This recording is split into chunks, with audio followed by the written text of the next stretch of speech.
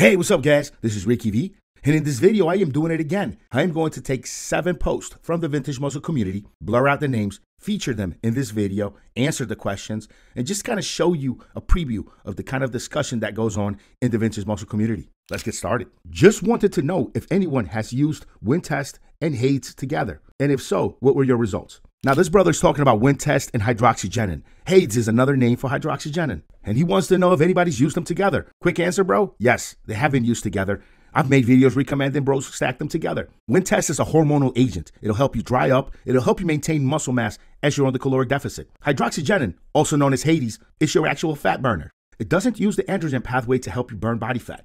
It mainly contains T2 and 7-OXO, however, not using the androgen pathway. Because of this, you want to limit the use of Hades to about 4 weeks. It's mainly to give your thyroid and other glands a break. Hades is real powerful, and so using it responsibly is real important. When it comes to wind test, you can run that for 4, 8, some guys do 12 weeks on it. It's a great anabolic, uses the androgen pathway, and as long as you PCT out afterwards, you'll be just fine. Next one.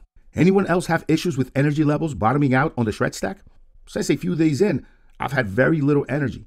Wonder if anyone else has had this issue. So if you're using the shred stack, you're obviously looking to lose weight. And if you're looking to lose weight, you're probably on a caloric deficit. It's this caloric deficit that's going to make you feel tired and run down. Your body just doesn't have all the calories it would want to have to make it through the day. And you're sort of forcing your body to use stored fat for energy. And yes, feeling a little lethargic, a little tired is just part of it. It's part of the feeling you're going to have while you're on a caloric deficit, cutting down the fat. Very normal here, brother. Nothing to worry about. Just add your pre-workout. Half a scoop in the morning, half a scoop in the evening. That'll power you right up. Vintage Muscle Pre-Workout. It's a great way to get your energy up, even while on a caloric deficit. Just received my epi test a few days ago, and there's 3 pretty good sized crystals on the bottom. I've shook this bottle every which way possible, and I can't break them up. Is this normal, or am I missing out on the good stuff? This is quite normal this time of year, guys.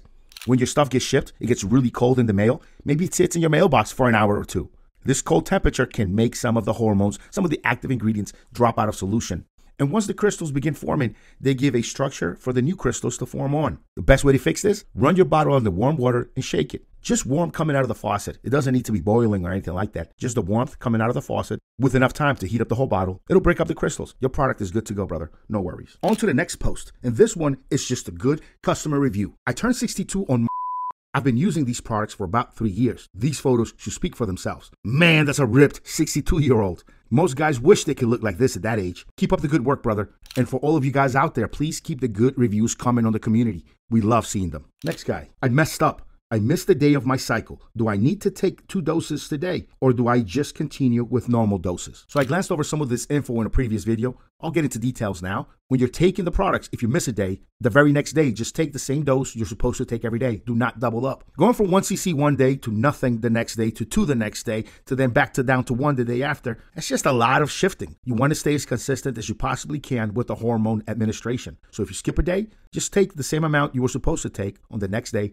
Do not double up. There's no need to double up, guys. That's it. On week 8 of 12, running epi test, looking to cut, and curious if it would be worthwhile to stack hydroxygenin on the last 4 weeks, or is this not enough time for it to take effect? Yes, brother, you can stack hydroxygenin in the last 4 weeks of the cycle. Is it enough time? Well, you should only take hydroxygenin for about 4 weeks. In 4 weeks, you should be dropping a lot of body fat. It'll make a huge difference. If you watch my phase 2 and phase 3 cutting cycles, I always suggest adding 4 weeks of hydroxygenin in the middle of the cycle somewhere. It's the best way to boost your fat loss while on a caloric deficit and taking the androgens. So hydroxygenin is the right product to drop into this mix. When test dropper is clogged, anyone know how to free up the tip? Hey, brother, real simple. Just run it under warm water or stick a small needle in the hole in the front. Use that to suck up some warm water. Cycle it through. You'll be able to get the crystals out. All right, guys, those were 7 posts from the Vintage Muscle community. I'll be sure to make more videos like this, just answering all of your questions. We're going to get up all the way to 8, 9, 10, 11, 12.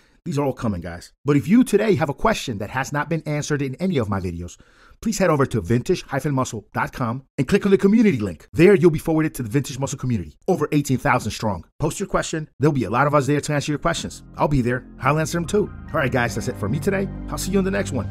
Peace.